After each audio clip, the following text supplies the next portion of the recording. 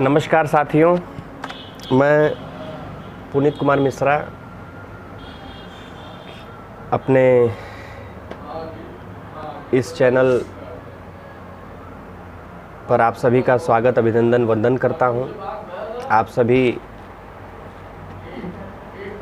जो भी मुझे सुनते हैं, मेरी बातों को आगे बढ़ाते हैं, इसके लिए हृदय से मैं आप सभी का धन्यवाद ज्ञापित करता हूं। साथियों, आज हम सभी देशवासी बंगाल की स्थिति को देख रहे हैं। साथियों, मैं पुनीत कुमार मिश्रा आप सभी से कहना चाहता हूं कि जहां कभी विवेकानंद जी, सुभाष चंद्र बोस जी की गूंज हुआ करती थी, पंडित श्यामा प्रसाद मुखर्जी जी जिस धरती पर जन्मे, आज उस धरती पर ममता बनर्जी की तुष्टीकरण की राजनीति ने लोकतंत्र का गला घोट दिया है। मित्रों, मैं कहना चाहता हूं, आज जब बंगाल में युवाओं को रोजगार चाहिए, किसानों को समर्थन चाहिए, महिलाओं को सुरक्षा चाहिए, तब ममता बनर्जी वक्फ बोर्ड के नाम पर बंगाल को धार्मिक जहर पिलाने में लगी हुई है। भाइयों बहनों, क्या यही संविधान है? क्या ये संविधान सम्मत है कि सरकारी ज़मीनें एक मजहबी संगठन को दे दी जाएं? क्या यह एक लोकतंत्र है? आप ही बताइए, क्या ये एक लोकतंत्र है कि तानाशाही है? हर मुद्दे पर, हर बढ़िया काम पर, हर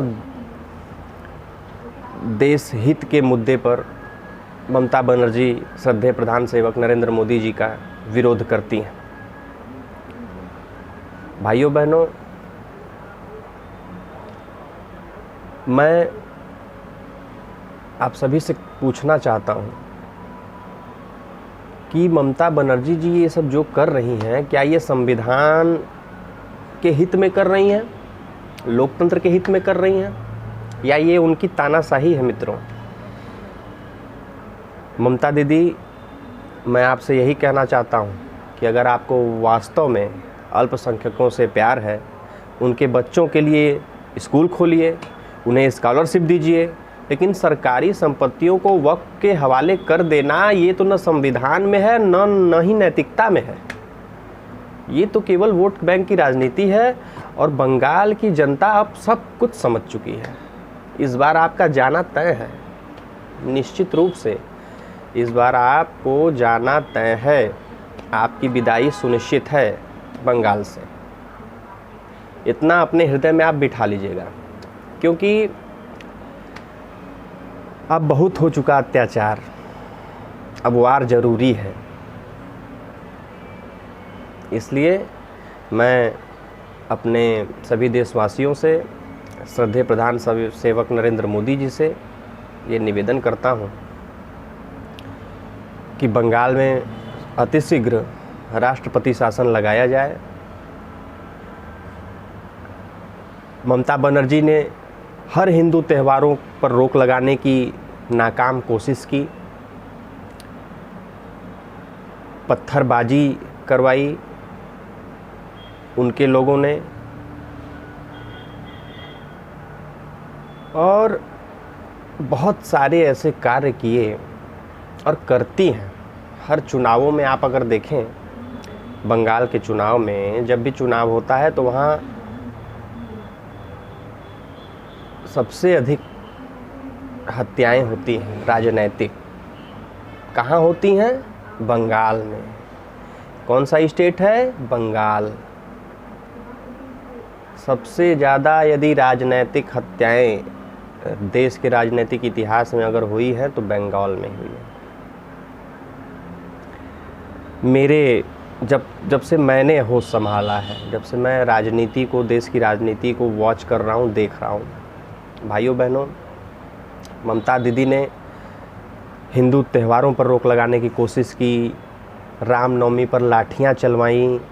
आज आप वक्फ पे नाम पर ज़मीन बांट रही हैं। आज आप वक्फ बोर्ड के नाम पर ज़मीन बांट रही हैं।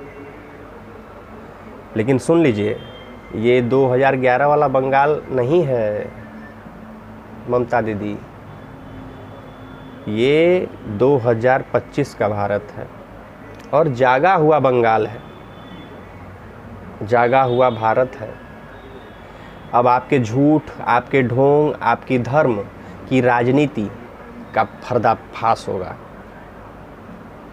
मैं पूछना चाहता हूँ, क्या हिंदुओं की कोई संपत्ति नहीं है? बताइए, हिंदुओं की कोई संपत्ति नहीं है? क्या बहुसंख्यकों की कोई आवाज़ नहीं है?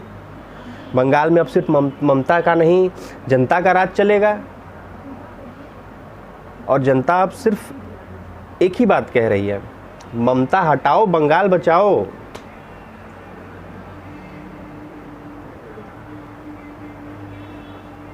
क्योंकि आज की पुकार यही है।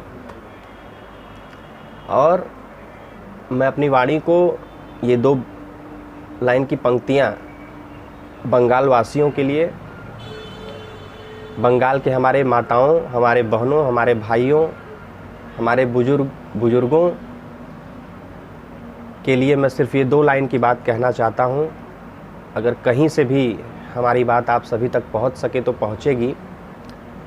मैं प्रयास करूँगा कि मेरी बात आप तक पहुँचे। आईना मुताबिल का पता देता है, घाव कातिल का पता देता है।